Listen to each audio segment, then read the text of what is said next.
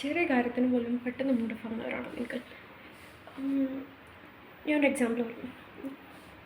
ഞാൻ എൻ്റെ ഫ്രണ്ടിന് ടെക്സ്റ്റ് ചെയ്തു, എന്നിട്ട് ആ പേഴ്സൺ അത് സീൻ ചെയ്തിട്ട് എനിക്ക് റിപ്ലൈ തന്നിട്ടില്ല. മതി, മൂഡ് പോകാൻ മതി, അല്ലെങ്കിൽ പെട്ടെന്നൊന്ന് അയ്യോ എന്തുകൊണ്ട് എന്നോട് റിപ്ലൈ ചെയ്തിട്ടില്ല എന്നുള്ള തോട്ട് നമ്മുടെ മൈൻഡിലേക്ക് വരും. പിന്നെ നമ്മൾ എന്ത് ചെയ്യും, നമ്മൾ പ്രീവിയസ് നടത്തിയ കോൺവെർസേഷനൊക്കെ അരിച്ച് പെറുക്കാൻ തുടങ്ങും, ഇങ്ങനെ ഓവർ തിങ്ക് ചെയ്യാൻ തുടങ്ങും. എന്തെങ്കിലും ഞാൻ തെറ്റ് ചെയ്തോ, did I do something wrong to that person, അതുകൊണ്ടാവുന്നു എൻ്റെ ടെക്സ്റ്റ് കണ്ടിട്ടും റിപ്ലൈ ചെയ്യാവുന്ന. അല്ലെങ്കിൽ നമ്മൾ കുറേ എഫേർട്ട് ഇട്ടിട്ട് ഒരു വർക്ക് ചെയ്തു, എന്നിട്ട് നമ്മൾ ഭയങ്കര ക്ലോസ് ആയിട്ടുള്ള ആൾക്കാർക്ക് അത് ആ വർക്ക് കാണിച്ചു കൊടുത്തു. മേ ബി യുവർ ടീച്ചേഴ്സ്, അല്ലെങ്കിൽ ഫ്രണ്ട്സ്, അല്ലെങ്കിൽ ആരെങ്കിലും ഭയങ്കര ക്ലോസ് ആയിട്ടുള്ള ആർക്കെങ്കിലും കാണിച്ചു കൊടുത്തു. പക്ഷേ നമുക്ക് അവരുടെ അടുത്ത് നിന്ന് വേണ്ടത്ര അപ്രീസിയേഷൻ കിട്ടിയില്ല. Because we are expecting something high from them. അപ്പം അത് കിട്ടിയിട്ടില്ല. അല്ലെങ്കിൽ നമ്മൾ ദിവസം കാണുന്ന ആരെങ്കിലും നമ്മൾ നോക്കി ചിരിച്ചിട്ടില്ല. മേ ബി അവർ നമ്മളെ കണ്ടിട്ടുണ്ടാവില്ല, അല്ലെങ്കിൽ കണ്ടിട്ടും മേ ബി അവരുടെ മൂടപ്പം ശരിയായിരിക്കുന്നില്ല, അതുകൊണ്ടായിരിക്കും അവർ ചിരിക്കാത്തത്. പക്ഷേ ഇതൊക്കെ നമ്മൾ പേഴ്സണലി എടുത്തിട്ട് നമ്മൾ വിചാരിക്കും നമുക്കെന്തോ പ്രശ്നമുണ്ട്, നമ്മളെന്തോ ചെയ്തിട്ടുണ്ട്, അല്ലെങ്കിൽ why did they do this to me, അങ്ങനത്തെ ഒരു തോന്നൽ. ആക്ച്വലി ഇങ്ങനത്തെ ആൾക്കാർ, ഇൻക്ലൂഡിങ് മീ, കുറച്ച് പാടായിരിക്കും ഞാൻ പറയുന്നത് അക്സെപ്റ്റ് ചെയ്യാം. പക്ഷേ നമ്മൾ കുറച്ച് അധികം സെൽഫ് ഒബ്സെസ്ഡ് അല്ലെങ്കിൽ സെൽഫ് സെൻട്രിക്കാണ്. അതായത് നമ്മളെക്കുറിച്ച് മാത്രമാണ് ബോധേഡ് അല്ലെങ്കിൽ ചിന്തിക്കുന്നത്, ഇൻസ്റ്റെഡ്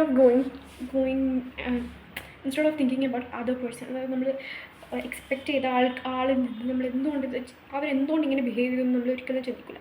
നമ്മളെപ്പോഴും നമ്മളെക്കുറിച്ച് മാത്രം ചിന്തിക്കും. ഇൻസ്റ്റെഡ് നമുക്കൊന്നും വിചാരിക്കും മേ ബി അവരുടെ ഡേ അത്ര നല്ലതല്ല, അതുകൊണ്ടായിരിക്കാം ചിലപ്പം, അല്ലെങ്കിൽ അവർക്ക് എന്തെങ്കിലും പ്രോബ്ലം ഉണ്ടാവും, അതുകൊണ്ടായിരിക്കും നമ്മൾ വിചാരിച്ച പോലെ അവർ ചെയ്യാതിരുന്നത്. ഇങ്ങനൊന്നും നമ്മൾ ചിന്തിക്കില്ല. നമ്മൾ അപ്പോഴത്തേക്ക് നമ്മൾ ഓവർ തിങ്ക് ചെയ്ത് നമ്മൾ ഏതെങ്കിലും ഒരു ലെവലിൽ എത്തിയിട്ടുണ്ട് ഓവർ തിങ്ക് ചെയ്തിട്ട്.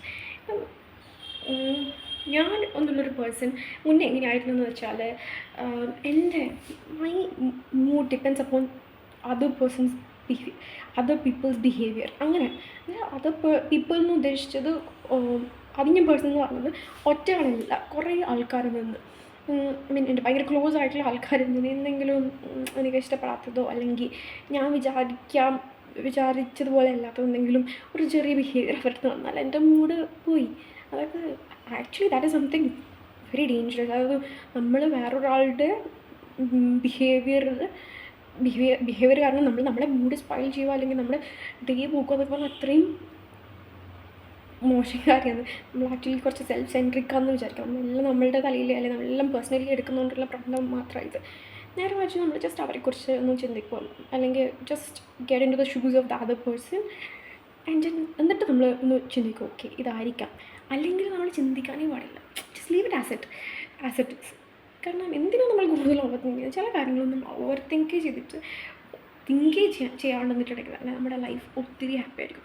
മുന്നേ ഞാൻ ഒക്കെ പേഴ്സണലി എടുക്കുന്നതായിരിക്കും. ഞാനും ഇതുപോലൊരു വീഡിയോ കണ്ടതായിരുന്നു, ഒരു യൂട്യൂബിലൊരു വീഡിയോ കണ്ടതാണ്. അപ്പം അതിലത്തെ ആൾ പറഞ്ഞു തന്നതാണ്, ഈ എല്ലാം നമ്മൾ സ്വന്തം നമ്മളെ മേലെടുക്കുന്നതിനെക്കാട്ടും നല്ലത് ചിലതൊന്നും നമ്മൾ അങ്ങനെ ചിന്തിക്കാണ്ട് നിന്നിട്ടുണ്ടെങ്കിൽ തന്നെ നമ്മൾ കുറേ ഹാപ്പി ആയിരിക്കും.